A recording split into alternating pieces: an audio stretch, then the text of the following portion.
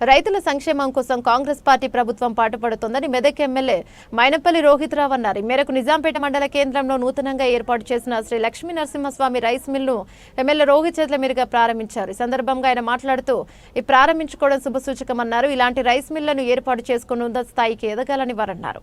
తెలంగాణ రాష్ట్ర ప్రజలందరూ బాగుండాలని రాష్ట్ర ప్రభుత్వం సన్నబియ్యం పంపిణీ కార్యక్రమం చేపట్టిందన్నారు. అదే కాకుండా 22,000 కోట్ల రూపాయలతో రైతులకు రుణమాఫీ చేయడం జరిగిందని 8,000 కోట్లతో రైతు భరోసా అందించామన్నారు. రైతుల కోసం కాంగ్రెస్ పార్టీ ఎల్లవేళలా అండగా ఉంటుందన్నారు. అనంతరం రైస్ మిల్ నిర్వాహకులు ఎమ్మెల్యేను సాల్వాతో ఘనంగా సన్మానించారు. కార్యక్రమంలో సుప్రభాతారావు, బ్లాక్ కాంగ్రెస్ అధ్యక్షులు రమేష్ రెడ్డి, మండల అధ్యక్షులు వెల్దుర్తి వెంకటేష్ గౌడ్, మాజీ సర్పంచ్ అమర్నాథ్ రెడ్డి, కొమ్మటి సత్యనారాయణ, దేమి యాదగిరి, జిట్టి మారుతి యూత్ అధ్యక్షులు రామచందర్ నాయక్, శ్రీనివాస్ నాయక్, సామల మహేష్, అల్లాడి వెంకటేష్, సురా రాములు, గుమ్మల అజయ్, నాగరాజు గౌడ్, వెంకట శ్రీశైలం, రైస్ మిల్ నిర్వాహకులు గణేష్, యువరాజు తదితరులు పాల్గొన్నారు. నరసింహస్వామి రైస్ మిల్ ని ప్రారంభించుకోవడం జరిగింది. చాలా సంతోషదాయకం.